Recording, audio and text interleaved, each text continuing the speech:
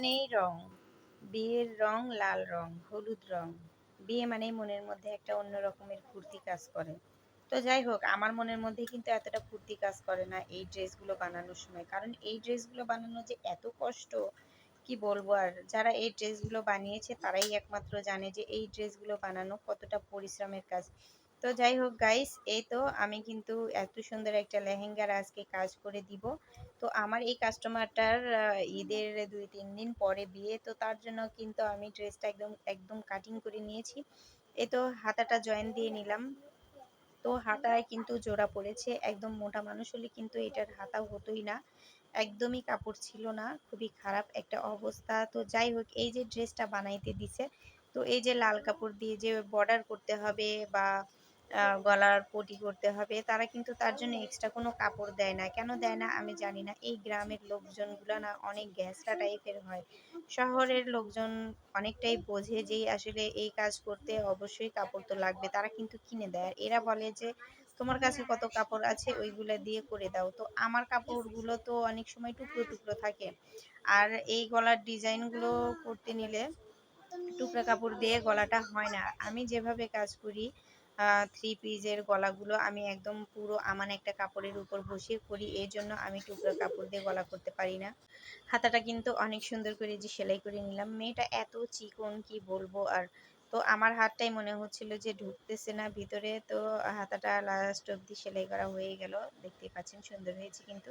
এখন আমি এই তো গলার জন্য ফিউজিংটা কেটে নিব। তো গোল গলা দিয়েছি। এটা যদি একটু মোটা মানুষের হতো তাহলে আর কি গলাটা সুন্দর করে বসানো যেত। কি করা যাবে। তো যাই হোক, এই তো আমি ফিজিং এর উপর গলাটা প্রথমে দাগ দিয়ে নিলাম, তারপরে কিন্তু 1/2 ইঞ্চি বেশি করে কেটে নিলাম। কারণ সেলাই দেওয়ার সময় কিন্তু সেলাইয়ের জায়গাতে ফিউজিং রাখা যাবে না। এই যে দেখেন, এই যে আস্ত কাপড়, এরকম আস্ত কাপড়ের উপর যদি এইভাবে ফিউজিং আপনারা বসিয়ে গলাটা সেট করেন তাহলে কিন্তু অসাধারণ সুন্দর হবে। কারণ এইভাবে গলা করলে গলাটা একদম পড়ে থাকে, খুবই সুন্দর হয়।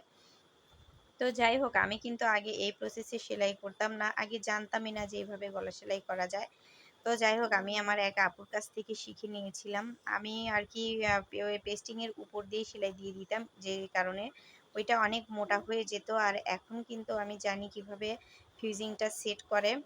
তো এই তো কুচু কুচু করে কেটে দিয়েছি। আর এই ফিউজিংটা কিন্তু আয়রন দিয়েও সেট করা যায়। এত বারবার আয়রন গরম করলে অনেকটাই কারেন্ট বিল আসে। এজন্য আর কি আমি একটু মেশিন দিয়ে সেলাই দিয়ে নিই। দেখা যায় যে এটাও কিন্তু একদম খারাপ হয় না, ভালোই হয়। তো যাই হোক, আমার কিন্তু গলাটাও সেলাই করা হয়ে গেছে গাইস। এই তো এখন আমি কোমরটা সেলাই করে নিচ্ছি। তো কোমরে সেলাই করা যে এত কঠিন, কি বলবো।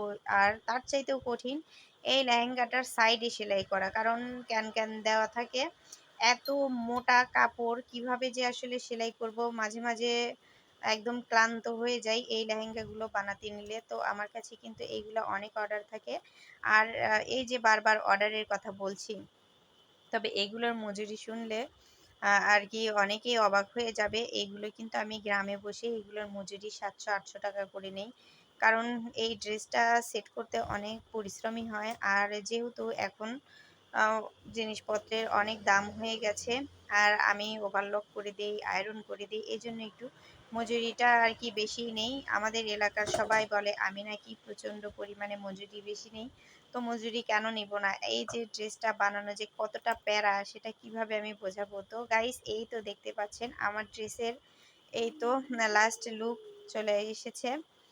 তো দেখতে পাচ্ছেন কি সুন্দর হয়েছে। আমি কিন্তু অনেক সুন্দর করে সেট করে নিয়েছি। তো যাই হোক, আমার আয়রনটা করা এখনো বাকি আছে। তো আপনাদের যদি আমার ভিডিওটা ভালো লেগে থাকে তাহলে অবশ্যই আমার চ্যানেলটাকে সাবস্ক্রাইব করে দিয়ে যাবেন। আর পেজ থেকে দেখলে ফলো দিয়ে যাবেন। পরবর্তী ভিডিওগুলো পাওয়ার জন্য অবশ্যই লাইক, কমেন্ট ও শেয়ার করে দিয়ে যাবেন। আর মহান আল্লাহ চাইলে আমি নতুন ভিডিও নিয়ে আবার আপনাদের সামনে আসবো। সবাই ভালো থাকবেন। আল্লাহ হাফেজ।